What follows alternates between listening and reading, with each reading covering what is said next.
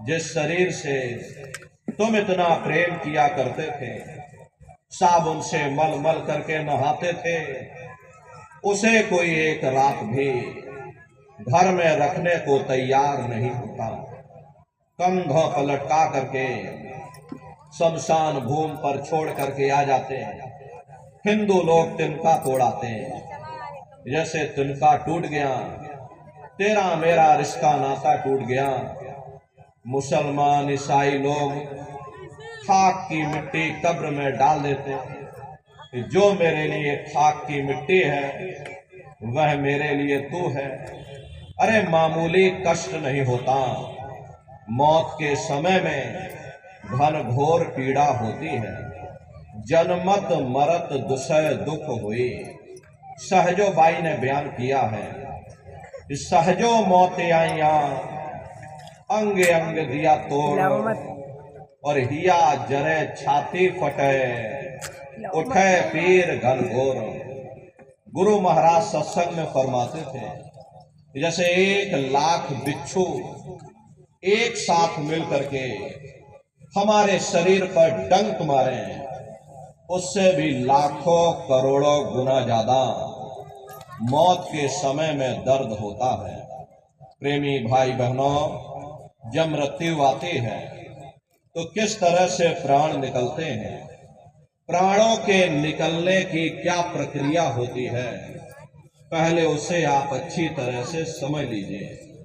सिमटत भास श्वास उठ जावे, और प्राण पति जब सिमट समावे, उस समय हमारे श्वासों की रुक जाती, शरीर की चेतना नीचे से सिमटने लगती है, तो सबसे पहले गुदा चक्र टूटता है, क्योंकि गुदा चक्र में पृथ्वी का वास होता है। गुदा चक्र टूट करके ऊपर इंद्रिय चक्र में समा जाता, इंद्रिय चक्र में जल का वास होता, यानी जल ने पृथ्वी को घोल दिया।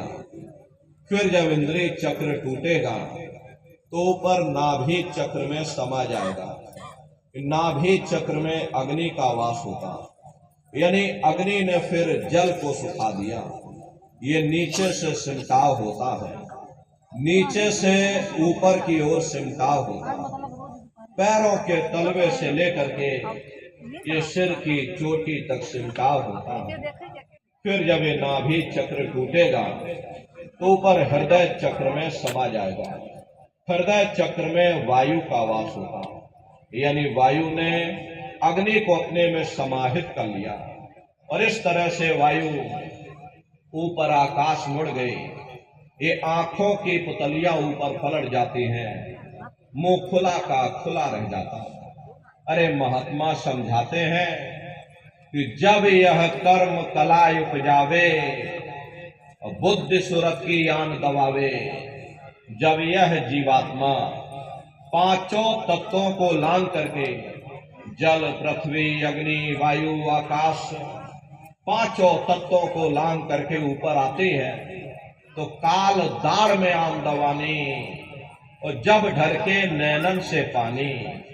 जब काल अपनी दाढ़ में दबाता है उस समय नेत्रों से पानी निकलता है, इंद्रियां टूट टूट करके चकनाचूर हो जाती, सब नात रिश्तेदार खड़े रह जाएंगे, लगे टकटकी दिखे न भाई, वाही समय को करे सहाय। उस समय मरने वाला टकटकी लगाकर देखता है कि कोई मेरी मदद कर दे, कोई मेरी सहायता कर दे, अरे कोई मुझे बचा ले। लेकिन प्रेमी भाई बहनों, सब नात रिश्तेदार खड़े रह जाते हैं, भाई बंधु सब देखते रह जाते हैं, डॉक्टर वैद हकीम सब आपको घेरे रह जाते हैं, लेकिन उस समय आपको कोई बचा नहीं पाता। जम के दूत घेर चौफेरा, और निक्षय प्राण छोड़ के डेरा। यमदूत आते हैं, प्राणों की डोरी को तोड़ देते हैं, और जीवात्मा को खींच करके इस शरीर से बाहर कर दिया जाता है। जैसे ही जीवात्मा शरीर से अलग हुई, ये शरीर हमारा मिट्टी हो जाता है। अरे इस मिट्टी को ले जा करके तुम शमशान भूमि पर जला करके राख कर देते। हाड़ जले जैसे लाकड़ी, और केस जले जैसे घास, और कंचन जैसी काया ढह गई, और कोई ना आवे पास। ये कहानी हमारी आपकी यहीं समाप्त हो गई। ये जात बिरादरी के रगड़े झगड़े, ये नाम, ये रुतबा, ये शानो शौकत, ये पद और ये प्रतिष्ठा, ये प्रधानी और ये कलेक्टरी, ये ब्लॉक प्रमुखी और ये सरपंची, ये सब तुम्हारी यहीं समाप्त हो गई। लेकिन उधर देखो क्या होता, तुम्हारी जीवात्मा को ले जाकर के ऊपर धर्मराज की कचहरी में पेश कर दिया जाता। वहां पर पलक झपकते ही तुम्हारे अच्छे और बुरे कर्मों का हिसाब किताब हो जाता। धर्मराज तुमको सजा सुना देते, ले जाओ इनको फलाने नर्क में डाल दो, क्योंकि मैंने इनको मौका दिया था। जब ये मां के घर में उल्टे लटके हुए थे, सिर इनका जब नीचे था, पैर जब इनके ऊपर थे, मां के घर में जब ये उल्टे लटके हुए थे, जठराग्नि में जब ये तप रहे थे, उस समय इन्होंने मुझसे प्रार्थना की थी कि हे मालिक, अब प्रभु कृपा करो हुए भांति, उस सब तज भजन करह दिन राति। कि हे परमात्मा, इस बार हमको मौका दे दो, हमको मनुष्य शरीर दे दो, हम भजन करेंगे, भक्ति करेंगे, हम अपनी जीवात्मा का कल्याण करेंगे। तो मैंने इनकी प्रार्थना को स्वीकार कर लिया और इनको मैंने सुंदर सा ये मनुष्य शरीर दे दिया, और कह करके मैंने भेजा था कि भाई ये मनुष्य शरीर, ये किराए का मकान है, ये तुम्हारा अपना नहीं है। अगर ये तुम्हारा अपना होता तो हमेशा तुम्हारे पास रहता। ये तुम्हारा अपना नहीं, ये मैंने तुमको कुछ समय के लिए किराए का ये मकान दिया है। हाँ, तुम अपनी जीवात्मा को मेरे किराए के मकान में बैठा करके, मालिक की भक्ति करके, समय रहते अपनी जीवात्मा को जगा लेना, अपनी जीवात्मा का कल्याण करा लेना। मैंने कुछ समय के लिए तुम सबको ये किराए का मकान दिया है, और जब समय पूरा होगा तो मैं अपने सिपाहियों को ऊपर से भेजूंगा, और उस समय पर तुम मेरे किराए के मकान को खाली कर देना। लेकिन इतना ध्यान रखना कि जैसा साफ सुथरा मैंने तुमको ये किराए का मकान दिया है, वैसा ही साफ सुथरा तुम मुझको वापस लौटाना। लेकिन इस किराए के मकान में बैठ करके इन्होंने बुरे खोटे पाप कर्म कर डाले। मेरे किराए के मकान को इन्होंने अपने कर्मों से गंदा कर दिया, इसलिए कर्मों की सजा इनको मिलेगी। ले जाओ इनको फलाने नर्क में डाल दो। महात्मा कभी झूठ नहीं बोलते।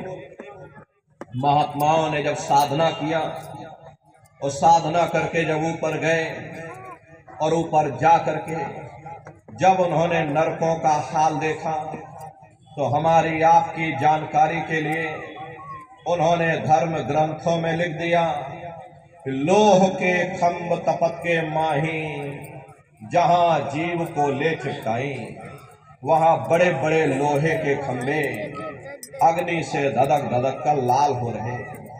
ऐसे खोटे जीवों को उन्हीं तपते हुए खंभों के ऊपर लिटा दिया जाता है। अरे जीव हाय हाय करके तड़पता है, तड़फ तड़फ जीव जुलम बुखारी, और तपत खंभ दुख उपजे भारी। असहनी वेदना होती है, असहनी दुख और दर्द होता है। जीव वहां रोता और चिल्लाता रहता। लाखों लाख योजन मील तक तुम्हारे रोने चीखने चिल्लाने की आवाज नरकों से होकर के गूंजती है। लेकिन प्रेमी भाई बहनों, वहां कोई तुम्हारी पुकार सुनने वाला नहीं, कोई तुम्हारी दर्द भरी आवाज को सुनने वाला नहीं। ये दुर्दशा क्यों हो गई? क्योंकि हम लोग मनमुखी हो गए, मन के कहे पर चलने लग गए, मन के कहे पर चल करके बुरे खोटे पाप कर्म करने लग गए। कर्मों का ये जखीरा अंबार के अंबार हमने अपने सिर पर लाद लिए, आज उन्हीं कर्मों का हम आप भोग पा रहे हैं। अरे महात्मा कहते हैं नर के अनेक और हैं, कहाँ लगे कहूं बखान, दुख भुगते यह जीव जो जाने जो भोग समान। कहते भाई एक नरक नहीं, ऐसे वहां पर अनेकों अनेक नरक बने हुए। गरुड़ पुराण में 36 प्रकार के नरकों का वर्णन किया गया है। कुंभी नरक निदान है, पड़े जीव जग जाए, सिर समेत डूबा रहे, सदा नरक के माही। कुंभी कहते हैं घड़े के आकार का बड़ा विशाल नरक वहां बना हुआ, दुनिया भर का मवाद उसमें भरा, बड़ी भारी बदबू उसमें से आती है, जीवों को ले जाकर उसी में डाल दिया जाता है। कुंभी नरक कल्प लो वासा, मुख में नरक नाक में श्वासा। कल्प लो वासा यानी 1000 चौकड़ी युग का एक कल्प होता है, और कल्प लो वासा यानी युगों युगों तक ये जीव नरकों की सजा को भोगता रहे। और नरकों की सजा भोगने के बाद में इन्हीं जीवों को सीधे मनुष्य शरीर नहीं दिया जाता, बल्कि ले जाकर के 4 खान 84 लाख योनियों में डाल दिया जाता है। अच्छी तरह आप लोग समझिएगा। देखो प्रेमी भाई बहनों, ये आध्यात्मिक पाठशाला है। जैसे बच्चे स्कूल कॉलेज में जाते हैं तो उनको भौतिक पढ़ाई पढ़ाई जाती है, ऐसे ही प्रेमी भाई बहनों ये तुम्हारे जीवन की आध्यात्मिक कथा कहानी है, आध्यात्मिक सत्संग है। इसको आप अच्छी तरह समझ लोगे तो आपको आगे काम आएगा। प्रेमी भाई बहनों, तो नरकों की सजा भोगने के बाद में इन्हीं जीवों को 4 खान 84 लाख योनियों में डाल दिया जाता है। ये 4 खान 84 लाख योनियां ये कोई मामूली योनियां नहीं होती।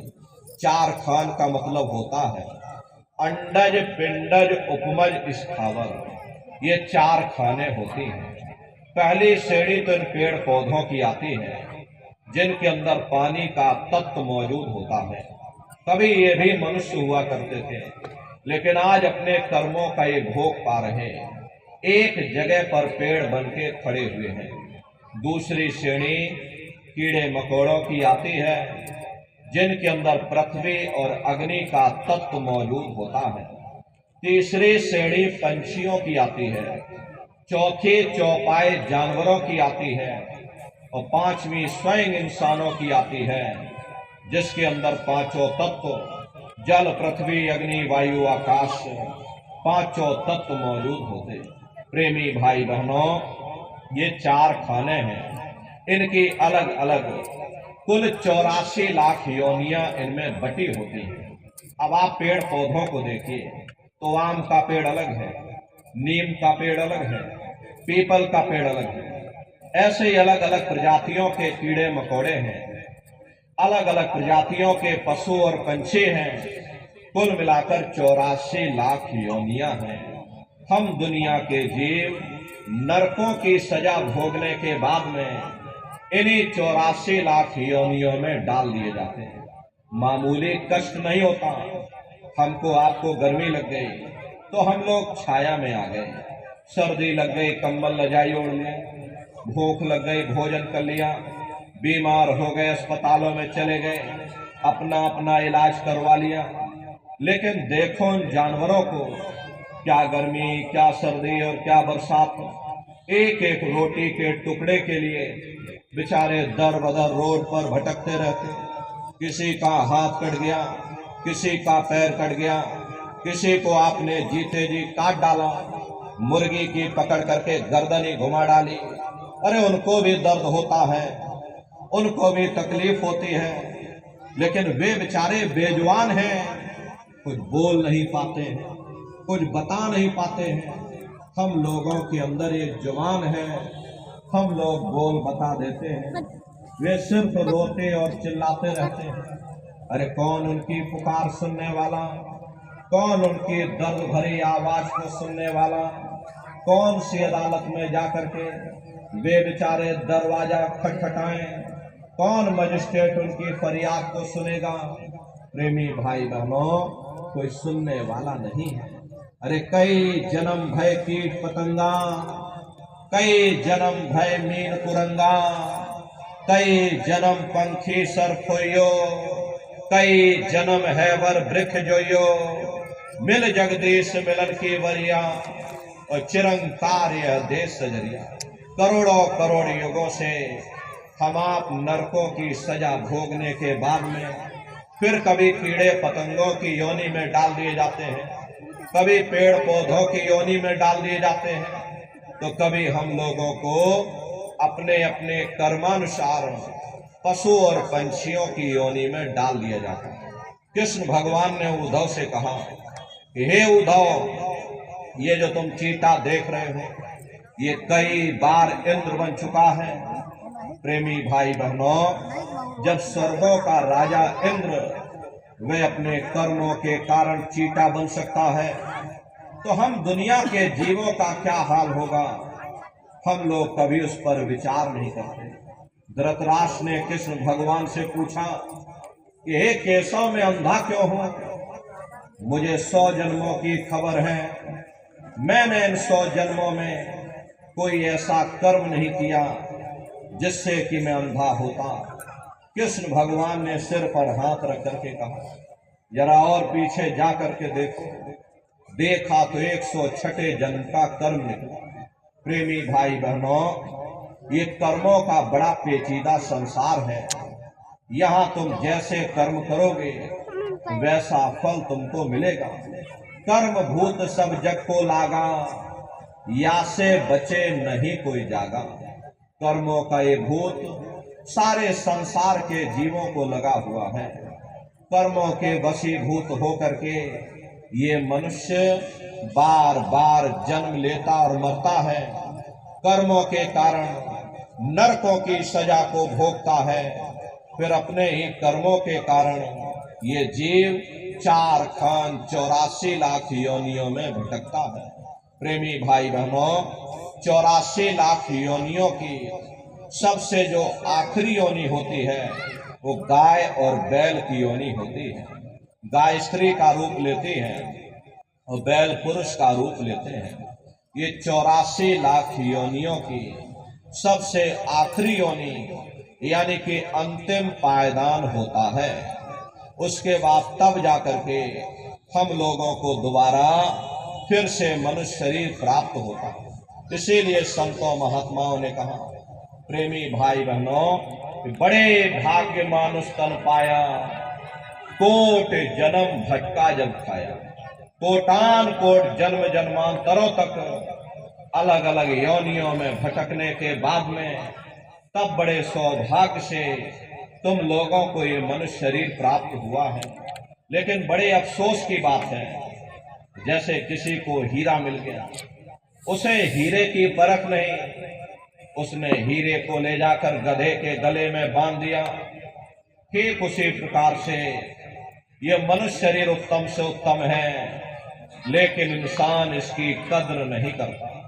खाने पीने ऐशो इशरत में, मोह ममता में अपने कीमती समय को और श्वासों की पूंजी को बर्बाद कर देता। रात गवायो सोए के, दिवस गवायो खाए, हीरा जन्म अमोल था, कौड़ी बदले जाए।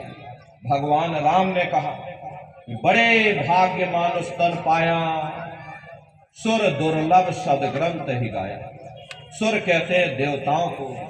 बड़े से बड़े देवी और देवता भी इस मनुष्य शरीर को पाने के लिए तरसते हैं, क्योंकि इसी मनुष्य रूपी मंदिर में बैठ करके हम आप उस परमात्मा की भक्ति कर सकते हैं, साधन धाम मोक्ष कर द्वारा।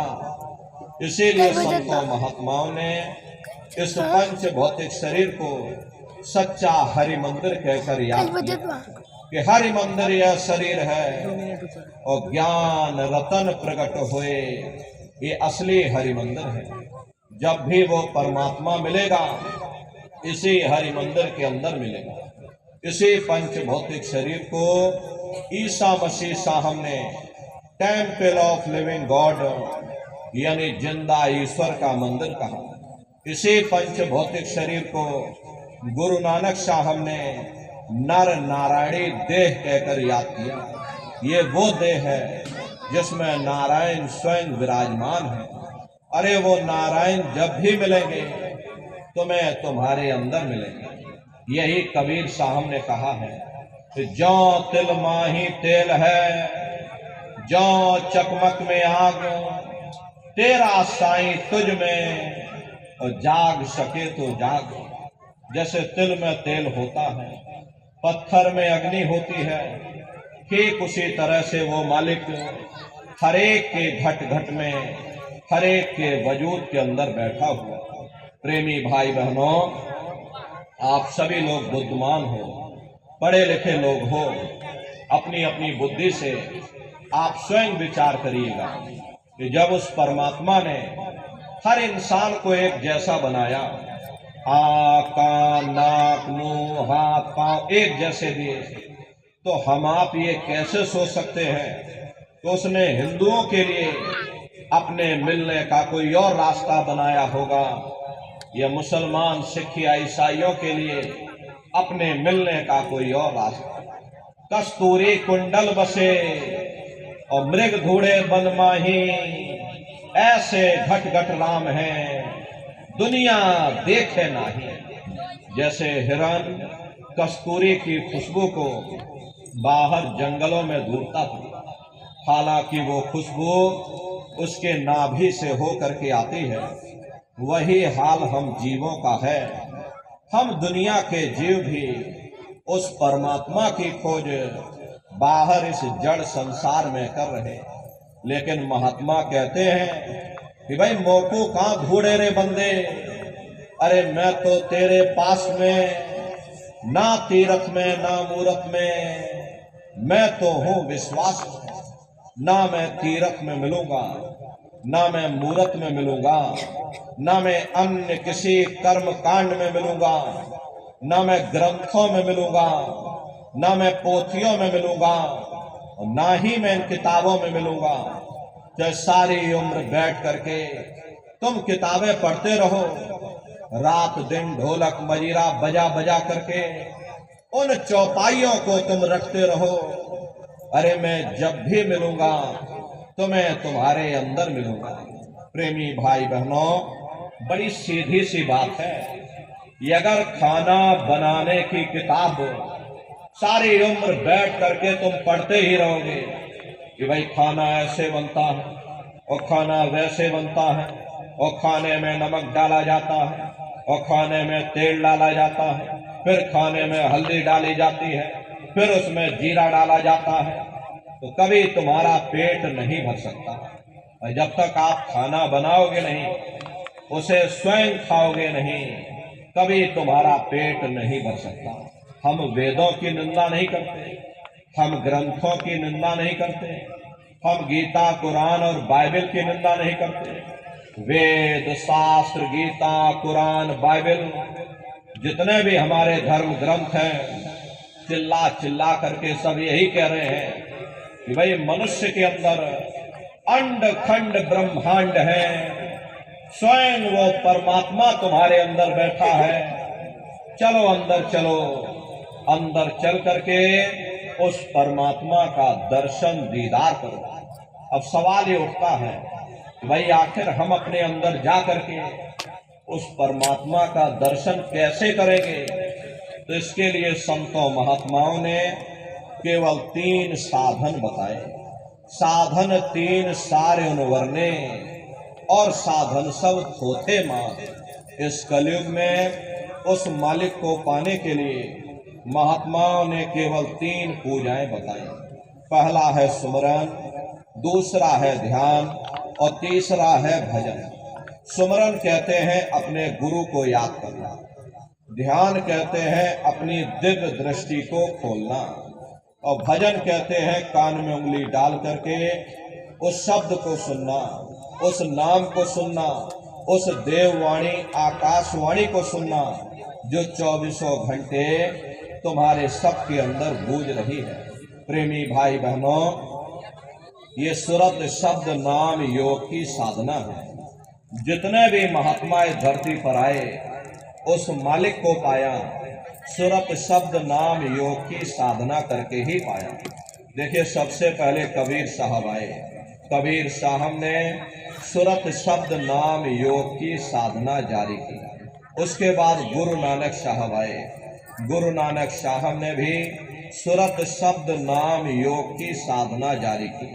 उसके बाद और भी महात्मा आए, कबीर, नानक, दादू दरिया, भीखा, रविदास जी महाराज, पलटू साहब जी महाराज, जगजीवन साहब जी महाराज। अरे आप चित्रकूट में ही चले जाइए, देखिए गोस्वामी जी महाराज, जिन्होंने रामचरितमानस बनाई है, जिसका पाठ आप सभी लोग अपने अपने घरों में, मंदिरों में बैठ करके करते हो, उन्होंने भी उस मालिक को पाया तो सूरत शब्द नाम योग की साधना करके ही पाया। राजस्थान की धरती पर देखो, मीराबाई हुई, सहजोबाई हुई, उन्होंने भी उस मालिक को पाया तो सूरत शब्द नाम योग की साधना करके ही।